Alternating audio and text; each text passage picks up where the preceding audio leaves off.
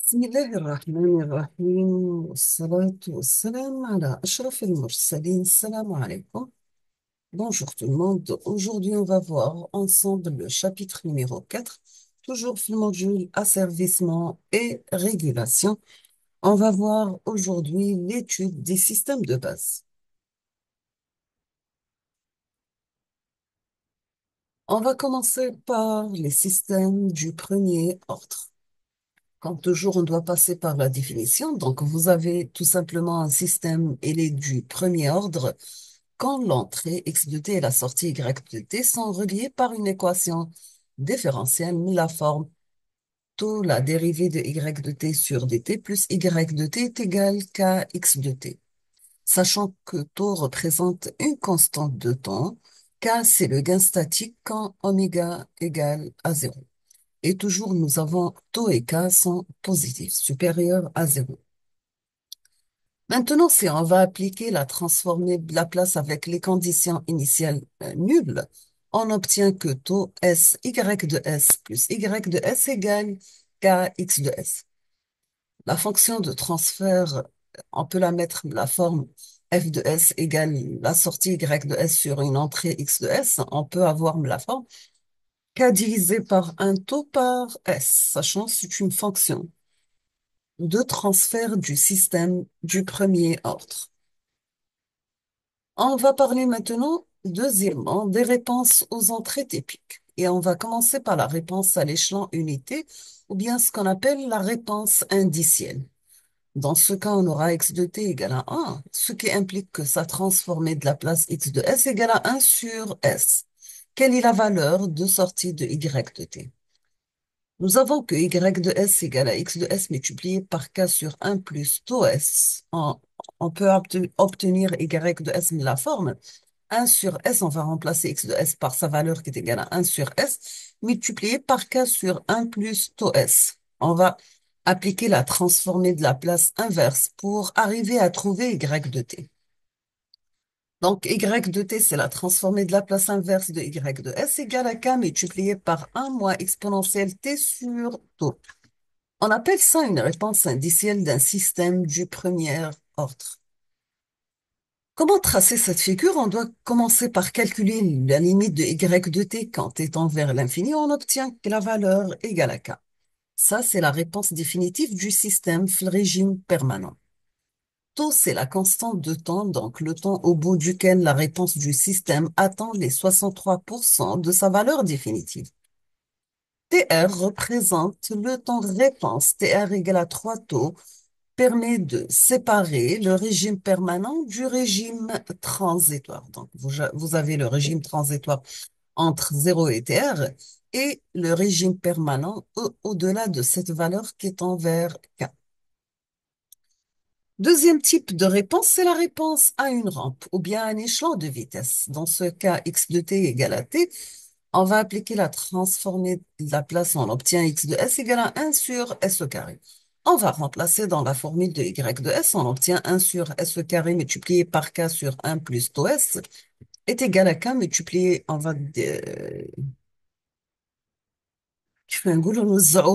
obtient k multiplié par 1 sur s au carré moins tau sur s plus tau sur 1 plus tau s. On va appliquer la transformée de la place inverse, donc y de s c'est Laplacien inverse de y de t, pardon, c'est Laplacien inverse de y de s, donc on obtient k multiplié par t moins tau plus tau par exponentielle moins t sur tau. Donc ça, c'est la réponse de notre système à la rampe. On va calculer les limites. Donc, pour la limite de y de t qui est égale à k multiplié par t moins tau, donc toujours c'est le régime permanent, c'est-à-dire quand t tend vers l'infini.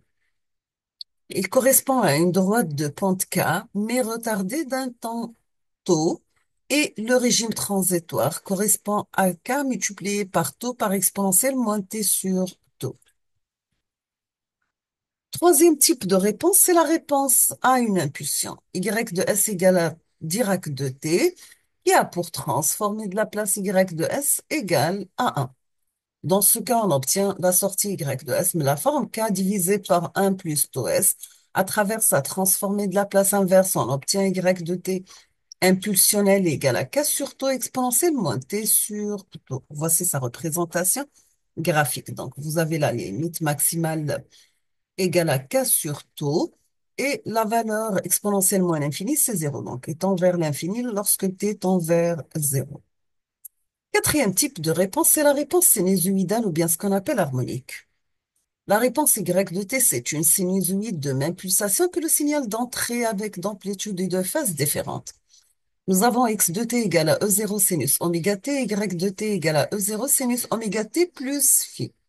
Phi, c'est le déphasage, oméga, c'est la pulsation, E et E0 et E1, pardon, ce sont les amplitudes de notre signal. Voici le signal d'entrée x de t en bleu et en rouge. On obtient le signal de sortie, mais retardé avec amplitude différente. Troisièmement, on va parler de la fréquence ou bien la pulsation de coupure et la bande passante. La fréquence de coupure FC, c'est une fréquence limite telle que F compris entre 0 et FC. Dans ce cas, on obtient des signaux qui sont correctement transmis. Si vous avez une fréquence supérieure à FC, les signaux sont mal transmis. La bande de fréquence pour F compris entre 0 et FC est appelée bande passante du système. Pour définir la fréquence de coupure FC d'un système du premier ordre, on fait appel à la notion de module et d'argument. C'est la fréquence du lieu de transfert pour lequel le déphasage est égal à 45 degrés et c'est la fréquence du lieu de transfert pour lequel le module a diminué de 3 décibels à partir de sa valeur en régime statique. Quatrièmement, voici le lieu de Nyquist Black-Bode des systèmes du premier ordre. On va commencer par le lieu de Nyquist. Donc, toujours, vous avez ici la représentation de la partie imaginaire et réelle pour oméga tend vers 0. Donc, vous obtenez comme réponse sous forme de demi-cercle.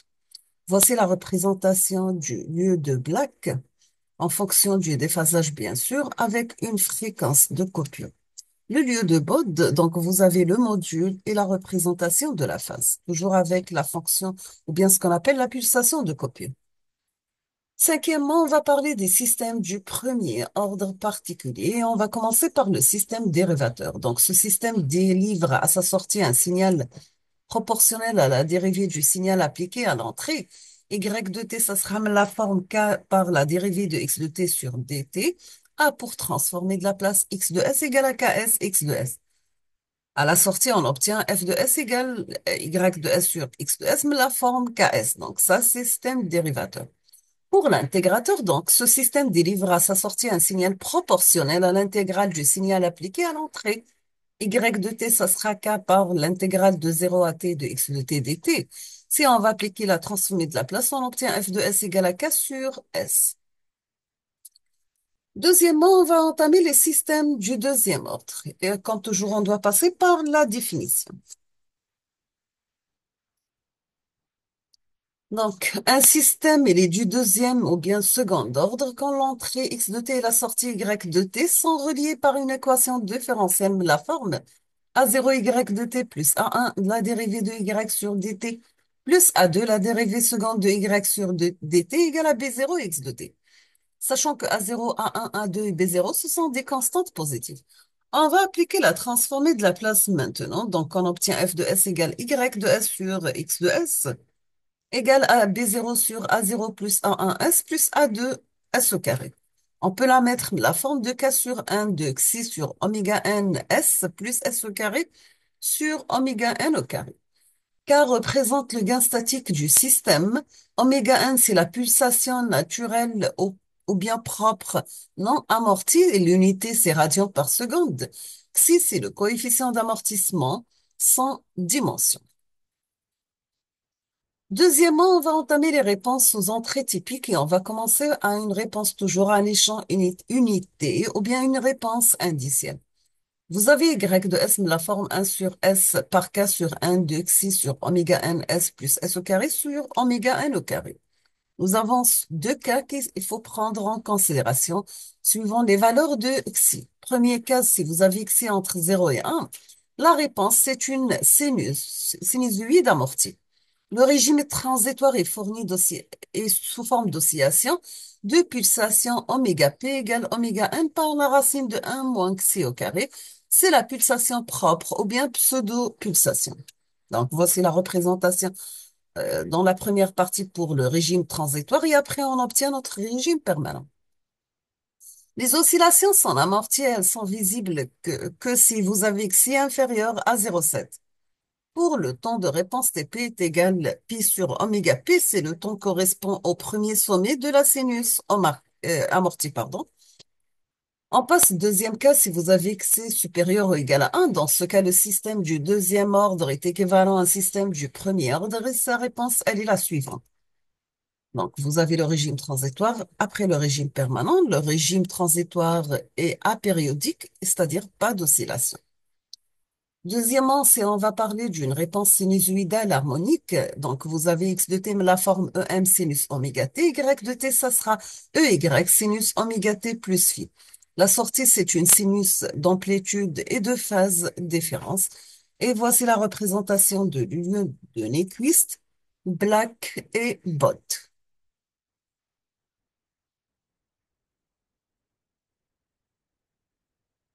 Maintenant, on va prendre quelques exercices, bien sûr, avec correction, et on va commencer par l'exercice numéro 1. Vous avez la réponse indicielle Y de t d'un système du premier ordre est donnée par la figure suivante. Donc, taux égale à 0,2 secondes, TR égale à 3 taux, donc c'est 0,6 secondes, K égale à 2,5. F de S, on peut la mettre la forme K sur 1 plus taux S, donc ça sera 2,5 divisé par 1 plus 0,25. On vous demande de déterminer la constante de temps ainsi que le temps de réponse du système. Deuxièmement, indiquer les régimes transitoires et permanents.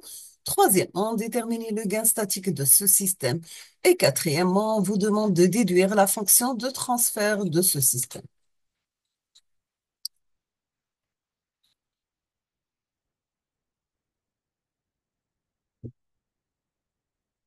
On passe l'exercice numéro 2, pardon. Donc, vous avez le schéma. Donc, c'est bon, la réponse, elle est là. Donc, la partie transitoire, la partie permanente, la fonction de transit, la constante de temps, la réponse du système. Donc, vous avez taux égal à 0,02. Le temps de réponse, c'est 3 taux, donc c'est 0,6. Les régimes transitoires et permanents, donc ils sont indiqués sur la figure. Le gain statique du système K égale à 3 fois taux, donc qui est égal à 2,5. Et le gain statique est déduire la fonction de transfert, donc f de s égale à k sur 1 taux s est égal à 2,5 sur 1 plus 0,25. Donc c'est ça la réponse de l'exercice. On passe l'exercice numéro 2. Vous avez le schéma simplifié d'un enroulement d'un moteur électrique. Donc, vous avez x de t égale à VE de t, c'est une grandeur d'entrée. Y de t égale à I de t, c'est la grandeur de sortie. On vous demande de déterminer la fonction du transfert du système et en déduire le gain statique ainsi que la constante de temps oméga i. Deuxièmement, déterminer la réponse à un échelon du système. Troisièmement, représenter sur un même graphe VE et I de T, indiquer les régimes transitoires et permanents. On vous donne VE égale à E égale à 12 volts, R égale à 80 ohms, la bobine égale à 80 millihenry et on prendra 1 centimètre, ça correspond à 2 volts. Et un centimètre, ça correspond à 30 milliampères et un centimètre correspond à une milliseconde. On passe à la correction. Donc, vous avez pour votre système, donc vous avez la résistance et la bobine en série. Attention d'entrée CVE, le circuit est traversé par un courant I de S. Donc, pour VE, X de T, c'est l'entrée et I de T, représente Y de T, c'est la sortie. On peut mettre notre équation de la forme R I de t plus L, la dérivée du courant par rapport au temps, est égale à V de t. Quelle est sa fonction de transfert? C'est-à-dire, on va appliquer la transformée de la place. On obtient R I de S plus L S I de S égale à V de S. On va sortir le courant I de S comme facteur, on multiplié par R plus L S, pardon, égale la tension d'entrée VE de S. Pour la fonction de sortie VS, ça sera le courant, c'est le signal de sortir à la tension d'entrée. VE me la forme 1 sur R plus LS. Quelle est la valeur de K? Toujours, on va mettre notre fonction du transfert du premier ordre, la forme K sur 1 plus tau S. Donc, on va diviser par R. On obtient 1 sur R plus 1 sur L divisé par RS. Donc, la valeur de K égale à 1 sur R. Le taux égale à L sur R. On va remplacer. Donc, on obtient K égale à 1 sur 80 égale à 0,012 ohm. Taux égale 80 par 10 sur 80 égale à 10 puissance, par 10 puissance moins 2. Ça sera 10 puissance moins 2 secondes. C'est une milliseconde. Maintenant, toujours la réponse à un échelon. Donc, on va prendre f de s, la forme y de s sur x de s égale à 0,0125 sur 1 plus 0,2 s. Y de s, c'est x de s multiplié par 0,0125 divisé par 1 plus 10 à la puissance moins 3 s. X de S, c'est l'échelon de transformer de la place 1 sur S. Donc, deux valeurs prendre d'amplitude égale à 12 volts. Donc, on va remplacer dans la formule de Y de S, on obtient 12 sur S multiplié par 0,0125 divisé par 1 plus 10 puissance moins 3 S.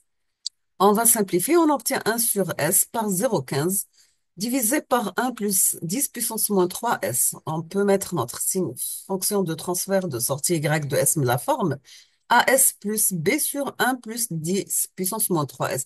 C'est-à-dire, on a fait la décomposition en éléments simples. Après simplification, on doit trouver la valeur de A et la valeur de B. Donc, la valeur de A, c'est 0,15. B égale à moins 1,5 par 10 puissance moins 4.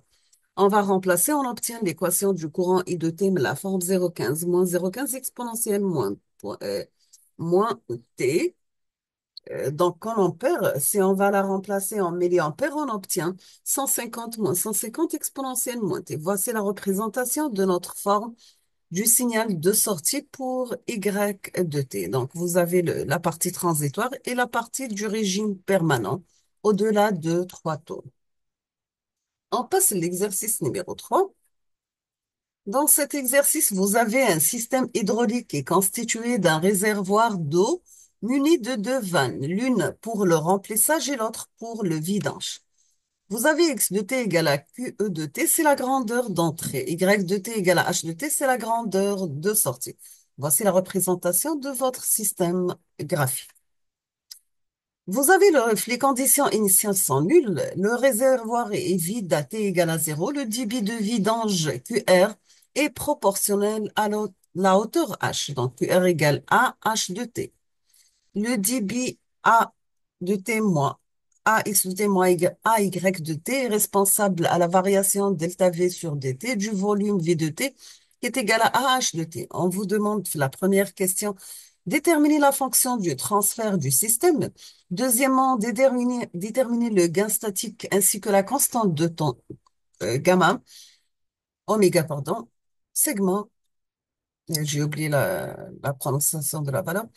Déterminer la réponse à l'échelon du système. Et troisièmement, on termine avec représenter sur un même graphe QE de T, H de T, indiquer les régimes transitoires et permanents. On vous donne QE de T égale, QE est égal à 10 mètres cubes sur H, A égale 80 m au carré, alpha égale 40 m au carré sur H. On prendra 1 centimètre pour représenter 0,5 mètres et 1 centimètre pour représenter 20 mètres cubes sur H et 1 centimètre pour représenter une heure. On passe la correction de l'exercice. Donc, vous avez f de s, c'est y de s sur x de s, égale h de s sur l'entrée QE de s. V de t, ça sera AH de t, et QV de t, ça sera alpha H de t. On va remplacer et on va simplifier, on obtient la dérivée de H par rapport au temps plus alpha H de t est égal à QE de t. Donc, on va appliquer la transformée de la place, on obtient AS H de S plus alpha H de S égale à Q de E. On obtient la fonction de transfert à la fin f de s, mais la forme hs sur QE de s égale la forme 1 sur alpha plus as. Donc, on va la constituer une fonction du transfert du système du premier ordre. Donc, fs prend la valeur de k sur 1 plus tau s. On va comparer, on obtient k égale à 1 sur alpha, tau égale à a sur alpha, et d'égal à 2h, là est égal à 0,025h sur mètre carré, la valeur de k. Pour une réponse à échelon, donc, vous avez f de s égale à h de s sur QE de s. On va remplacer h de s égale à QE de s par f de s. Q de s égale à 100 sur s. Donc, on fait la même chose que l'exercice les قبل. On va faire la décomposition en éléments simples. On obtient la valeur de A égale à 2,5, B égale à moins 0,5. Et on va mettre notre équation de la forme suivante, 2,5 sur S moins 5 sur 1 plus 2S. Pour sa fonction de transfert inverse, h de t, on obtient 2,5 moins 2,5 exponentielle moins 0,5t. Donc, voici sa représentation graphique à partir du régime transitoire jusqu'à le temps de réponse et à partir, on obtient le régime permanent pour taux égal à 100. On passe à l'exercice numéro 4.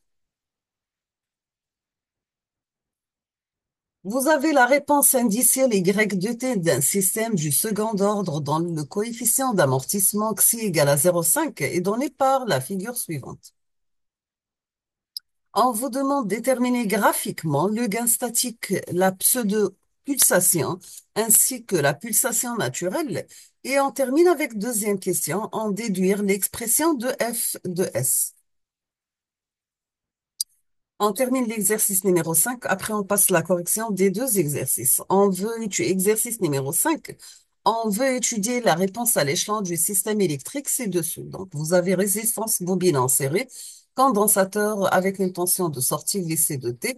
L'entrée VE, le circuit est alimenté par le courant I de T.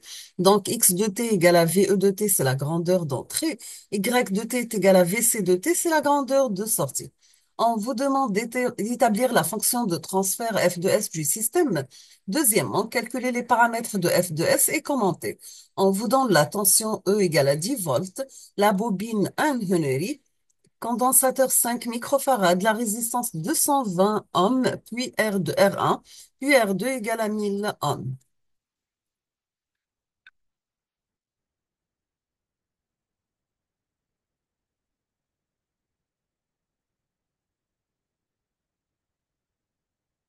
Donc, pour l'exercice numéro 4, donc, vous allez mettre f de s, la forme k sur 1 de xi sur oméga ns plus s au carré sur oméga n au carré. Si prend la valeur 0,3, quelle est la valeur de k, le temps de réponse et oméga n? Vous avez le temps de réponse d'après le graphe égal à 1,35, oméga p égale à pi sur 1,3. Donc, la valeur de oméga p, ça sera 2,41 radians par seconde. K égale à 1, oméga p égale à oméga n par la racine de 1 moins xi au carré. Donc, oméga n, c'est 2,52 radians par seconde. Donc, vous obtenez à la fin f de s la forme 1 sur 1 plus 0,24 s plus 0,116 s au carré. L'exercice numéro 5, donc la fonction du transfert du système, c'est R I de t plus L, la dérivée du courant par rapport au temps, plus VC de t est égal à la tension d'entrée VE. Donc, vous avez une bobine, automatiquement, c'est un système dérivateur. Le condensateur, c'est un système intégrateur. Donc, vous avez VC de t égale à 1 sur C, l'intégrale du courant I de t dt. La dérivée de VC, ça sera 1 sur C et le courant I de t. Donc, le courant I de t, c'est C, la dérivée de VC sur 2 tout. On va remplacer dans la formule. Donc, on obtient RC, la dérivée de VC sur dt plus LC, la dérivée seconde de VC par rapport à T carré plus VC égale à VE. Donc, on va appliquer la transformée de la place. Et après simplification, on trouve la fonction de transfert, la forme 1 sur 1 plus RCS plus LSC S au carré. Pour une valeur de résistance égale à 220, K égale à 1, quelle est la valeur de xi oméga n? Donc, vous avez oméga n égale la racine de 1 sur LC, donc est égal 447,2 radians seconde. Xi est égal RC oméga 1 sur 2 est égal à 0,25. Pour une valeur de résistance égale à 1000 ohms, K égale à 1, oméga n égale à 447,2 radians par seconde, donc elle ne dépend pas de la résistance, et xi égale à 1,12. Nous sommes arrivés à la fin de ce chapitre. Je vous remercie infiniment pour votre attention. N'hésitez pas si vous avez des questions et à la